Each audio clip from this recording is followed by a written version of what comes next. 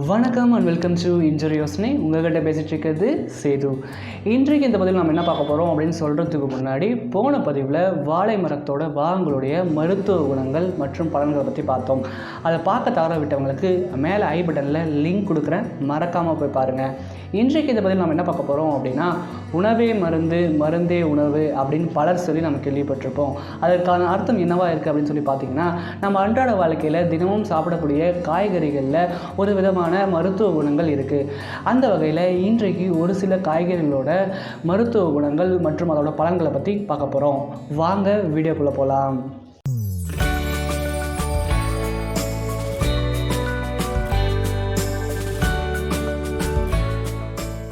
முதல்ல நம்ம எந்த காயை பற்றி பார்க்க போகிறோம் அப்படின்னா, பாகற்காயை பற்றி தான் பார்க்க போகிறோம். பாகற்காய் அப்படின்னு சொன்ன உடனே நம்மளில் நிறைய பேருக்கு இதில் இருக்கிற கசப்புத்தன்மையினால் வெறுத்து ஒதுக்குவோம். ஆனால் இது வெறுத்து ஒதுக்க வேண்டிய காய் அல்ல. இந்த கசப்புத்தன்மை நம்ம நாவிற்கு மட்டும்தான் கசப்போ தவிர நம் உடல் ஆரோக்கியத்துக்கு இது இனிப்பான விஷயம் அப்படின்றத நாம் எல்லோரும் தெரிஞ்சுக்கணும். வாரத்தில் ஒரு தடவை இந்த பாகற்காயை நம்ம உணவில் சேர்க்கும்போது நம்ம உடலுக்கு அறுசுவையான ஒரு சுவை, கசப்பு சுவை நம்ம உடம்புல சேருது.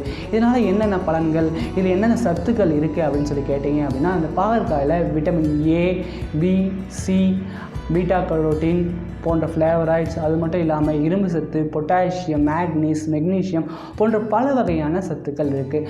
உண்மையாகவே புரோக்கோலியில் இருக்கிறத விட பாகற்காயில் பீட்டா கரோட்டின் அதிகமாக இருக்குது அப்படின்னு சொல்கிறாங்க. இந்த பீட்டா கரோட்டின் சொல்கிறேனே, அது என்ன அப்படின்னு சொல்லி கேட்டிங்க அப்படின்னா, இந்த பீட்டா கரோட்டின் தான் உடலில் சேரும்போது விட்டமின் ஏ ஆக மாற்றப்படுது. இந்த விட்டமின் ஏ என்ன பண்ணுது அப்படின்னு சொல்லி கேட்டிங்கன்னா, கண்ணுக்கும் சருமத்துக்கும் உதவிகரமாக இருக்குது. இந்த பீட்டா கரோட்டின் இருக்கிற உணவுப் பொருளை தொடர்ந்து சாப்பிட்டு வரும்போது நம்ம நுரையீரலில் வரக்கூடிய புற்றுநோயை கூட தடுக்கும் அப்படின்னு சொல்கிறாங்க. இந்த பாகற்காயில் இருக்கிற நார்சத்து, இந்த நார்சத்துனால செரிமானம் நமக்கு ஈஸியாக நடக்கும். அடுத்ததாக இந்த காலகட்டத்தில் நம்மளை மிகவும் அச்சுறுத்தி கொண்டிருக்கிறது நீரிழிவு நோய் தான். நீரிழிவு நோயில் டைப் 2 வகையான நீரிழிவு நோய்க்கு இது மருந்தாக அமையுது அப்படின்னு சொல்கிறாங்க. அது மட்டும் இல்லாமல் ரத்த அழுத்தம் அதிகமாக இருக்கிறவங்க இந்த பாகற்காயை ஒரு வாரம் தொடர்ந்து சாப்பிட்டு வரும்போது அந்த ரத்த அழுத்தம் குறையும் அப்படின்னும், இதயம் சம்மந்தப்பட்ட நோயாக இருந்தால் அது எல்லாமே சரி செய்யப்படும் அப்படின்னும் சொல்கிறாங்க. அதே மாதிரி இந்த பாகற்காயோட ஜூஸை தொடர்ந்து நாம் குடிச்சிட்டு வரும்போது கல்லீரலில் இருக்கிற நச்சுத்தன்மை நீங்கும். அதாவது நிறைய பேருக்கு கல்லீரலில் நச்சுத்தன்மை அதிகமாக இருக்குது. அப்போது அந்த சமயத்தில் இந்த பாகற்காயோட ஜூஸை தொடர்ந்து குடிச்சிட்டு வந்தாங்க அப்படின்னா அந்த நச்சுத்தன்மை வெளியேற்றப்படும் அப்படின்னு சொல்கிறாங்க. அது மட்டும் இல்லாமல் இந்த பாகற்காயில் இருக்கிற காரத்தன்மை, அமிலத்தன்மை நம்ம உடம்புல இருக்கிற அந்த பிளட் செல்ஸில் இருக்கிற ஒயிட் பிளட் செல்ஸ், வெள்ளை அணுக்களை அதிகரிக்கும். அதனால் உடம்புல நோய் எதிர்ப்பு சக்தி அதிகரிக்கும் அப்படின்னு சொல்கிறாங்க. அதே மாதிரி இந்த பாகற்காயோட தேனை கலந்து, அதாவது பாகற்காய் ஜூஸோட தேனை கலந்து சாப்பிட்டு வரும்போது அது ஒரு வாரம் சாப்பிட்டு வந்தாங்க அப்படின்னா ஆஸ்மா, லங்ஸ் அலர்ஜி, அது மாதிரி இருக்கிற பிரச்சனைகள் எல்லாம் சரியாகும் அப்படின்னு சொல்கிறாங்க.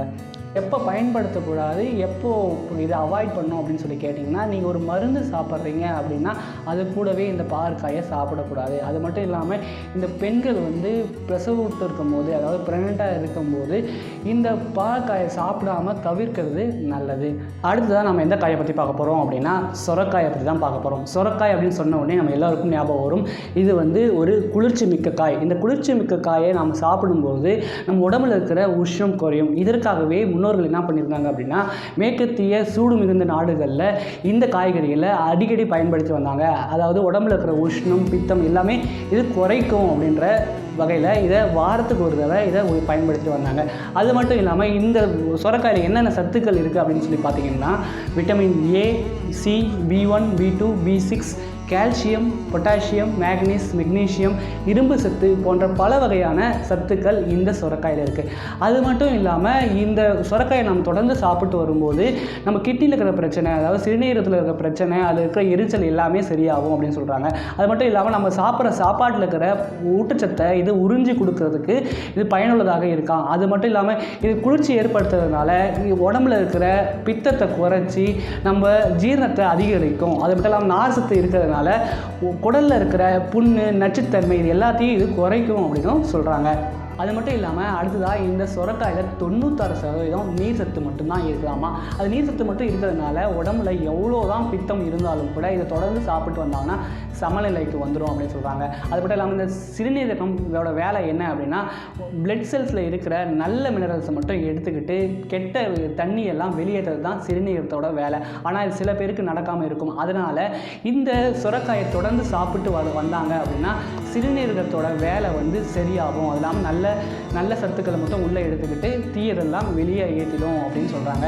அது மட்டும் இல்லாமல் இதில் இருக்கிற சதைப்பாட், அதாவது உள்ள இருக்கிற சதையை எடுத்து நம்ம உடம்புல தேய்ச்சி குளிச்சுட்டு வந்தோம் அப்படின்னா உடம்புல எதில் எரிச்சலோ அரிப்போ இருந்தால் கூட சரியாகும் அப்படின்னு சொல்கிறாங்க.